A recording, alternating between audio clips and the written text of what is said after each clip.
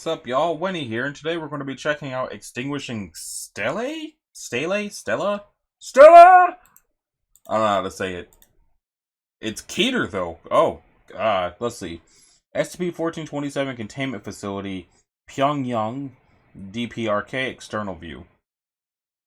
SCP-1427 is to be contained on-site at the Ryugyong Containment Operations Center, RCOC, operated by the Foundation in partnership with the Korean People's Army, KPA. Due to the artifact's effects, Foundation personnel are not to enter the DPRK, approach to within 130 meters of the exclusion zone, or attempt to interact directly with the object itself. Foundation personnel are to provide remote support to on-site DPRK personnel. Under no circumstances are Foundation personnel to attempt to dissuade KPA containment staff from incorrect or unusual beliefs concerning the nature of their duties at the RCOC or the nature of their national government. It's been amended. I can now start calling these things silly names. As authoritarian submissive personality traits provide conditional immunity to the signal broadcast by the artifact, Foundation personnel assigned to off-site monitoring must meet the following psychological testing criteria. Standardized Milgram Compliance Panel, less than 71. Or I guess greater than 71. IPIP Openness Panel, less than 39. RWA Authoritarian Submission Panel, greater than 17. And RWA Conventionality Panel, greater than 31. At present, only 3 national governments possess citizens with conditioning suitable for containment of 1427. The Republic of Turkmenistan, the Republic of the Union of Myanmar, and the Democratic People's Republic of Korea, the DPRK. Of the 3 suitable containment areas, political issues rendered North Korea the only government suitable for long-term containment. Accordingly, embedded Foundation affiliates and UN Security Council member states shall take no action tending to destabilize DPRK, promote democratization,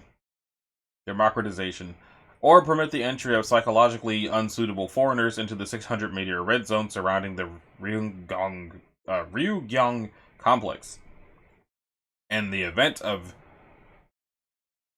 democracy, destabilization, or nuclear war, Foundation intergovernmental liaison shall attempt to transfer the object to a designated secondary containment site. In the event that no secondary containment sites are available, the primary containment site and its surrounding environment are to be thermally sterilized using non-nuclear force without regard to the risk of civilian casualties. Using presently available techniques, thermal sterilization of Pyongyang and surrounding environs bears a 91% chance of containment failure.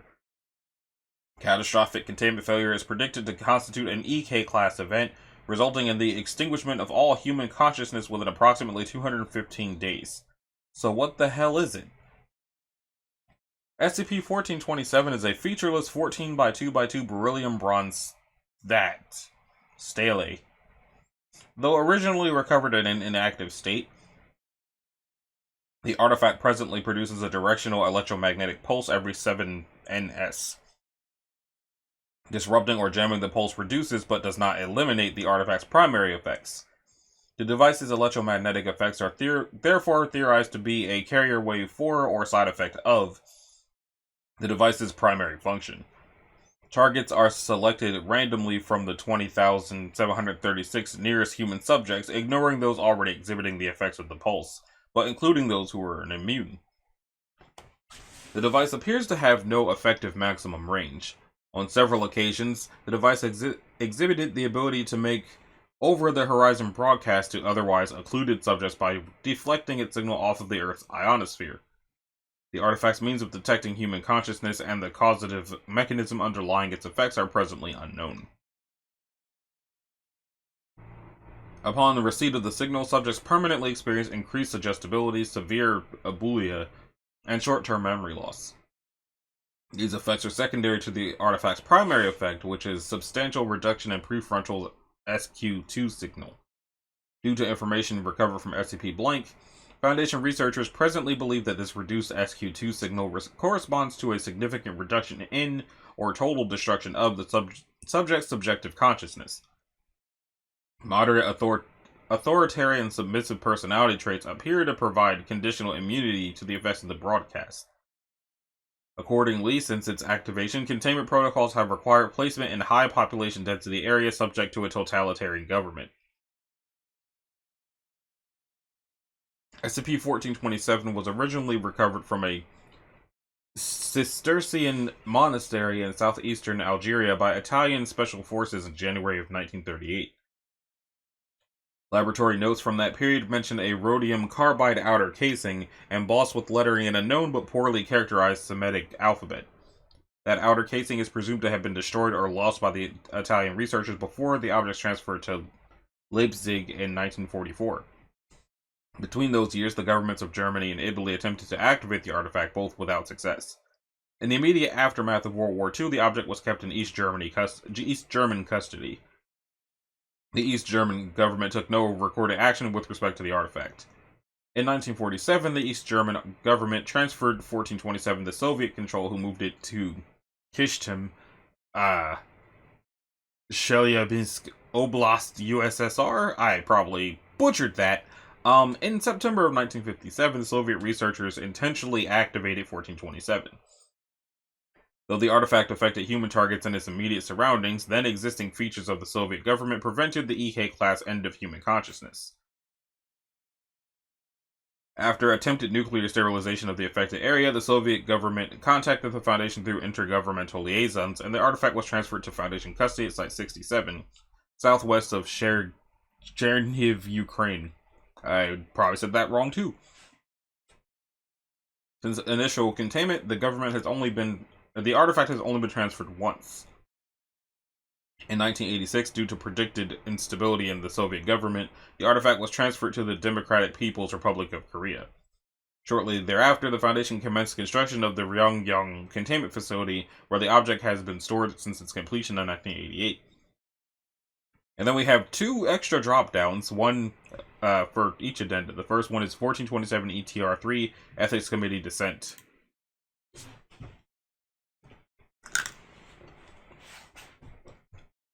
I don't know if the microphone picked up that crunch, but it was a cough drop.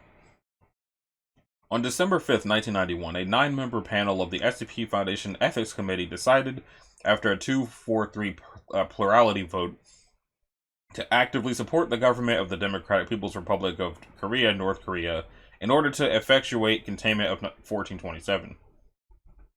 In summary, the deciding plurality found the following points in favor of limited stabilization and support. Instability and increasing political openness may soon render the USSR unsuitable for containment of 1427. In the event of political instability in North Korea, the device may be safely transferred to the custody of the People's Republic of China or Indonesia. North Korea's closed borders limit the risk of exposing foreigners. Due to the limited trade opportunities, Foundation affiliates and liaisons are better able to manipulate North Korean internal policy towards effective containment.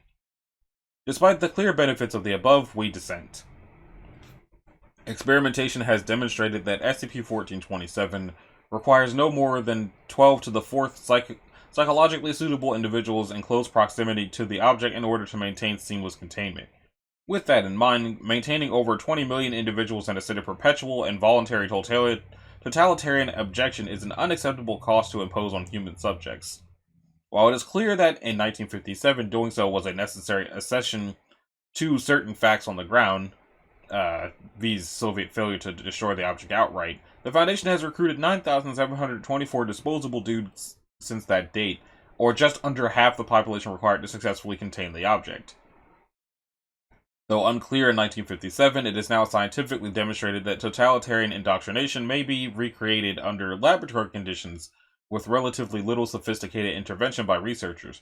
See Zimbardo P. on Obedience to Authority, reference omitted. Our failure to do so is an ethical failure of catastrophic proportions. The majority opinion in this review declined to authorize experimentation into artificial totalitarianism on the necessary scale, citing both practical and ethical concerns. They believe that it would be unacceptable to create a totalitarian society in miniature to prevent the end of all mankind. but in order to avoid creating an ethical disaster in miniature, we have authorized one writ large: totalitarianism, which selects individuals by a birthright lottery and not by any particular antisocial acts. As recent events in the USSR and elsewhere have demonstrated, totalitarian dictatorship is not a necessary feature of human society.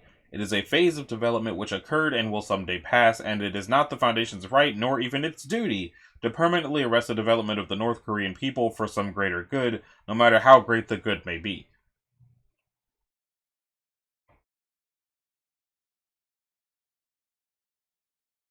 The majority are demonstrably correct that taking appropriate action to contain 1427 would involve extraordinary moral compromises by the Foundation, whereas mere abdication of our responsibility shares this ethical burden with all humanity and the North Korean leadership. But when we signed our recruiting paperwork, we consented to bear that burden, to do what must be done for the greater good no matter the cost. That we now impose this burden on the people of North Korea, rather than shouldering it ourselves, is an unacceptable abdication of our responsibilities as Foundation employees. For the foregoing reasons, we, the undersigned, dissent, reserving the right to appeal this decision to the O5 Council. Signature omitted. Signature omitted. Okay. And the next thing is ACR2 Summary Archaeological Report. Case Report. Taman Rasid Ossuary. April 21st, 1993. File with 1427. Principal Investigator Usman Azmagan, PhD. Project Phase 2A. Background. Following the disputed 1427 Ethics Committee report of May 12, 1991, O5 authorized Phase 2 research towards decommissioning or permanently deactivating 1427.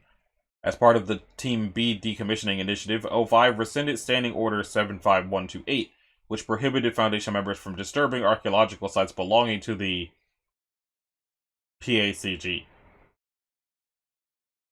Plasticine Afro-Asiatic Culture Group. Following the order's revocation, MTF Row 293 at Laharag responded, excavating the site where 1427 was believed to originate, 71 kilometers south-southwest of the city of Taman Rasid, Algeria. Discussion. Originally discovered by aerial radiographic survey in 1967, the Taman Rasid ossuary was catalogued and monitored as a PACG archaeological anomaly and assigned low containment priority due to its minimal consensus risk. Upon arrival at the site in February of 1992, Row 293 found the site substantially undisturbed and the radiological hazard intact. Deep soil strata analysis discovered high levels of trinitite, PD-107, U-233, U-235, Pu-239, and radioactive decay products consistent with an incomplete fission event roughly 70,000 years prior to the site's discovery.